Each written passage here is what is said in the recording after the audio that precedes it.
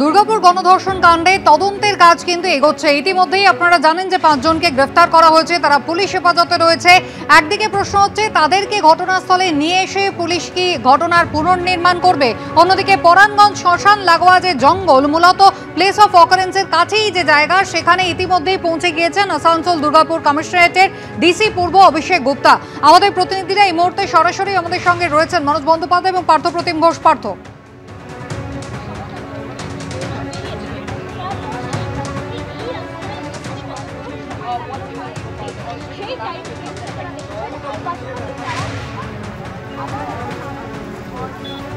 আমরা যোগাযোগ করার চেষ্টা করছি আমাদের প্রতিনিধি পার্থপ্রতিম ঘোষের সঙ্গে সরাসরি। এবং যে ছবি তুমি দেখতে পাচ্ছ এটা হচ্ছে সেই জঙ্গল, যে জায়গায় ঘটনাটি ঘটে গত শুক্রবার দিনকে। সেখানে যে বিষয় একেবারে অভিযোগকারিনী যে অভিযোগ জানিয়েছিলেন যে যখন আইকিউ সিটি মেডিকেল কলেজ হাসপাতাল থেকে সহপাঠীর সঙ্গে বেরিয়েছিল শুক্রবার দিন সন্ধ্যে 7:58 নাগাদ, এবং তার পরবর্তীকালে পথে যে রাস্তা দিয়ে তারা হেঁটে আসে এবং তারপরে এই যে মোহনবাগান অ্যাভিনিউ যে রোড রয়েছে সেখান থেকে তাদেরকে টেনে হিঁচড়ে নিয়ে গিয়ে জঙ্গলের মধ্যে নির্যাতন করা হয়। এবং সেক্ষেত্রে কিন্তু একেবারে আমরা দেখতে পেলাম যে আজকে পুলিশের উচ্চপদস্থ আধিকারিকরা, deputy commission east Asansol Durgapur কমিশনারেটের, অন্যদিকে একজন অ্যাসিস্ট্যান্ট কমিশনার পদমর্যাদার অফিসার, সার্কেল ইন্সপেক্টর সহ পুলিশের বিশাল টিম, তারা কিন্তু প্রথমে হাসপাতালের ওই যে গেট রয়েছে, অর্থাৎ যে গেট থেকে শুক্রবার দিন নির্যাতিতা তার সহপাঠীর সঙ্গে বেরিয়েছিল সেখান থেকে পায়ে হেঁটে তারা এলেন। এবং হেঁটে যে পথ ধরে আসেন সেই পথ থেকে আসার পরবর্তীকালে এই যে জায়গা রয়েছে যেখানে দেখাতে বলবো আমার সহকারী ভগবান শাহকে, যে বাঁদিকে প্রচুর সংখ্যায় পুলিশ মোতায়েন রয়েছে এবং মোতায়েন থেকে পুলিশ কিন্তু এই জায়গায় কর্ডন করে রেখেছে এবং ভেতর দিকে তারা গেছেন সেই জঙ্গলের মধ্যে পুলিশের সদস্যরা। এবং সেখানে গিয়ে যে ঘটনাস্থল যেটা সেটাকে পুঙ্খানুপুঙ্খভাবে দেখা হচ্ছে, যেটা অনুমান করা হচ্ছে এখানে অভিযুক্তদেরকে নিয়ে এসে এখনই কিন্তু পুনর্নির্মাণও করতে পারেন তদন্তকারীরা। এবং এক্ষেত্রে আমি কথা বলবো আমার সহকর্মী মনোজের সঙ্গে। মনোজ, আজকে যে বিষয় আমরা দেখলাম একবার ডিসি তিনি নিজে পায়ে হেঁটে এলেন, এই ঘটনাটাই তো অভিযোগকারিনী জানিয়েছিল যে গত শুক্রবার দিন পায়ে হেঁটে এই পথ থেকে এসেছিল তারা। দেখো, দুটো বিষয় অত্যন্ত গুরুত্বপূর্ণ। এক হচ্ছে এরা যে বয়ান দিয়েছিল, অর্থাৎ এই নির্যাতিতা যে দ্বিতীয় বর্ষের ছাত্রী এবং তার সহপাঠী, যে তারা বেরিয়ে এসছে 7:58 তারা বেরিয়ে আসে।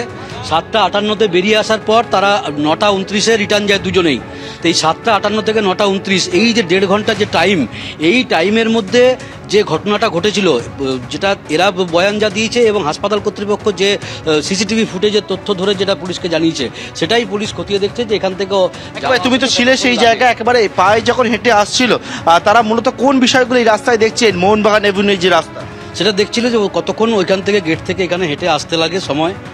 মূলত এটাই এর জন্যই হেঁটে আসা, যে 7:58 থেকে এখানে যে রিটার্ন গেছে ছেলেটি এবং পরে আবার এসছে রিটার্ন, এটাই কিন্তু পুলিশের তথ্যের মূল যে বিষয়। এবং সেটাই কিন্তু সেই জন্যই হেঁটে আসা এবং পরবর্তী ক্ষেত্রে এদের বয়ান এবং হাসপাতালের যে দেওয়া যে তথ্য সেটাকেই মিলিয়ে দেখার জন্যই কিন্তু হেঁটে আসা হয়েছে এবং দেখছে যে ঠিক কতক্ষণ লাগে এখান থেকে হেঁটে হেঁটে যেতে।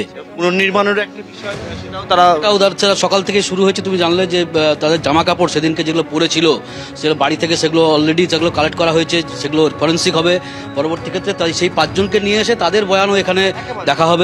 মনোজ যেমনটা বললো, আমি আরেকবার এই ছবিটা দেখাচ্ছি যে বিষয়টা, সেটা হচ্ছে আমার সহকর্মী ভগবান শাহ দেখাচ্ছে।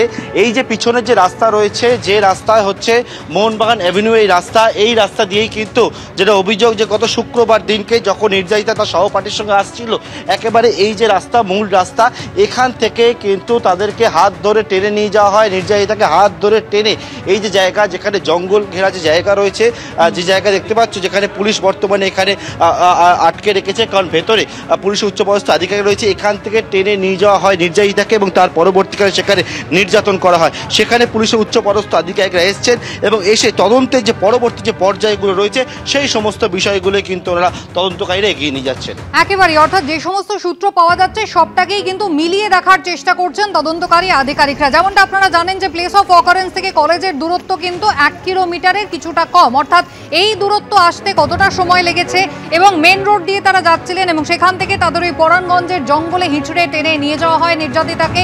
সেই প্লেস অফ অকারেন্স ইতিমধ্যেই ঘিরে রাখা হয়েছে, পুলিশ আধিকারিকরা মোতায়েন রয়েছেন, অভিযুক্তরা ইতিমধ্যেই পুলিশ হেফাজতে রয়েছে। তাদের দুজনকে আজকে তাদের বাড়িতে নিয়ে যাওয়া হয়।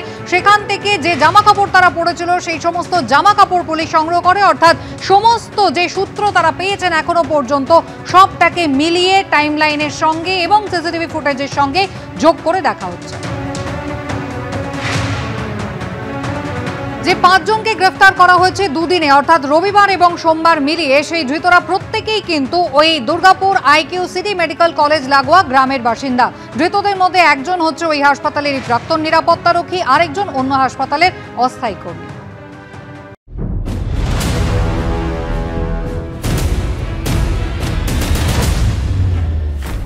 আরজিকর মেডিকেল কলেজে তরুণী চিকিৎসকের ধর্ষণ খুন। কসবা ল কলেজে ছাত্রীকে ধর্ষণের অভিযোগের পর আরও একটা জঘন্য ঘটনা। এবার দুর্গাপুরের আইকিউ সিটি মেডিকেল কলেজে ওড়িশা থেকে পড়তে আসা ডাক্তারি পড়ুয়াকে ক্যাম্পাসের কাছে গণধর্ষণের অভিযোগে তোলপাড় রাজ্য। সেই ঘটনায় এখনো পর্যন্ত 5 জনকে গ্রেফতার করেছে পুলিশ। রবিবার গ্রেফতার করা হয় শেখ রেয়াজউদ্দিন, অপু বাউরি, ফিরদৌস শেখকে। সোমবার শেখ নাসির উদ্দিন ও সাফিক শেখকে গ্রেফতার করে পুলিশ। রবিবার যে 3 জনকে গ্রেফতার করেছিল পুলিশ, তাদের মধ্যে 31 বছরের শেখ রেয়াজউদ্দিনের বাড়ি আইকিউ সিটি মেডিকেল কলেজের পাশেই দুর্গাপুর বি জোনের বিজরার ডাঙ্গা পাড়ায়। সবচেয়ে তাৎপর্যপূর্ণ বিষয় হলো বছর কয়েক আগে এই মেডিকেল কলেজ হাসপাতালে নিরাপত্তারক্ষীর কাজ করত রেয়াজউদ্দিন। এটি হচ্ছে ধৃত শেখ রিয়াজউদ্দিনের বাড়ি এবং এখানে এসে যে বিষয়টা জানা গেল, এই শেখ রিয়াজউদ্দিন আইকিউ সিটি হাসপাতালে নিরাপত্তারক্ষীর কাজ করত বেশ কয়েক বছর আগে। পুলিশ তো এখন তো কিছু বলেন নাই, এখন তো নিয়ে গেছে ধরে ওইখানে মেডিকেলে সিকিউরিটি গার্ডে কাজ দিয়েছিল, সিকিউরিটি গার্ড দিয়েছিল, নিয়ে ও নিজের মানে ইচ্ছায় ছেড়ে দিল। এখন ঘুরে বেড়াতো, এই যে আপনার খেতেও যেত, আপনার ঘরে আপনার এদিক ওদিক ঘুরতো বাস মোড়ে, আরে কাজ করত না। 23 বছরের ধৃত ফিরদৌস শেখ দুর্গাপুরের মিশন হাসপাতালে জেনারেল ডিউটি অ্যাটেন্ডেন্টের কাজ করত। তার কাছ থেকে নির্যাতিতার মোবাইল ফোন উদ্ধার হয়। বেসরকারি হাসপাতালে জেনারেল ডিউটি অ্যাটেন্ডেন্টের কাজ করত ফিরদৌস শেখ। যেদিন এই ঘটনাটি ঘটে অর্থাৎ শুক্রবার দিন মর্নিং শিফটে এখানে ডিউটিও করে ফিরদৌস। যদিও হাসপাতাল কর্তৃপক্ষের তরফে জানানো হয়েছে এজেন্সির মাধ্যমে অস্থায়ী কর্মী নিয়োগ করা হয়, এ ব্যাপারে তারা কিছু জানে না। রিক্রুটমেন্ট হয়েছিল মিশন থ্রু, মিশনে ইন্টারভিউ হলো, তো আমাদের মেন পাওয়ার দিয়েছিলাম পেশেন্টেরকে হেল্প করা, পেশেন্টকে নিয়ে যাওয়া নিয়ে আসা। এবার ওখান থেকে বলে এক্সরে করে নিয়ে যেতে হবে, ইউসিজি করতে হবে, সেখানে নিয়ে যাওয়া। শুক্রবার কাজে আজ মর্নিং শিফট ছিল, তারপর বাড়ি চলে গেছে। আমাদের 7টা থেকে 2টো আমরা সাসপেন্ড করেছি, আমরা তো অ্যাকশন নেব। আরেক ধৃত 21 বছরের অপু বাউরিও বিচরা ডাঙ্গাপাড়ারই বাসিন্দা। পরিবারের দাবি অপু দিনমজুরের কাজ করে।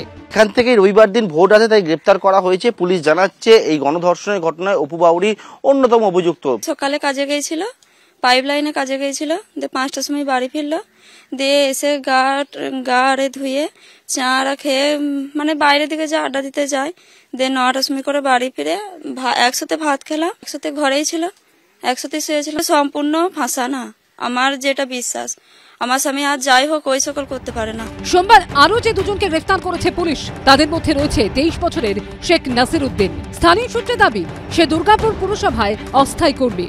এটা হচ্ছে নাসিরউদ্দিন শেখের ঘর এবং যেখানে পুলিশ আসে রোববার দিনকে একেবারে তন্ন করে তল্লাশি চালায়, খোঁজ খবর করে এবং এইখান থেকে নাসিরউদ্দিনকে যখন খোঁজ চালায়, নাসিরউদ্দিন বাড়িতে ছিল না এবং তার পরবর্তীকালে অন্যত্র জায়গা থেকে নাসিরউদ্দিনকে প্রথমে আটক এবং তার পরবর্তীকালে গ্রেপ্তার করা হয়েছে। আমার দেওরকে পুরোপুরি এটা তো ফাঁসানো হয়েছে, আমার দেওর পুরো নির্দোষ বটে, এটা তো চক্রান্ত করে আমার দেওরকে এখানে ফাঁসানো হয়েছে। সারাক্ষণ ঘরে ছিল, আর ওই দিদি বাড়ি থেকে এসে আবার 6:30টার মধ্যে ঘরেই ছিল।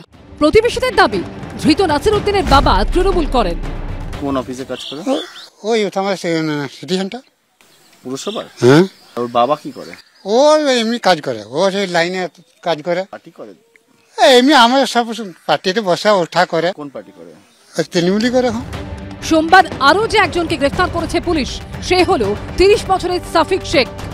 4 জনকে গ্রেপ্তার করার পরবর্তীকালে তাদেরকে জিজ্ঞাসাবাদ করে শফিক শেখের নাম উঠে আসে। শফিক শেখের বাড়ি কিন্তু এই বিজরা গ্রামের ডাঙ্গাপাড়ায়। বিকেলে 4টার সময় বেরোয়, নিয়ে ওই 5টা আর 6টা হবে তখন ঘর চলে আসে। 8টার পরে ও বাইরে কোথাও যায় না। সোমবার ধৃত 2 জনকে আদালতে তোলা হলে বিচারক 9 দিন পুলিশ হেফাজতের নির্দেশ দেন। বলজ বন্দ্যোপাধ্যায়, পার্থপ্রতিম ঘোষ ও অরিত্রিক ভট্টাচার্য রিপোর্ট, এবিপি আনন্দ।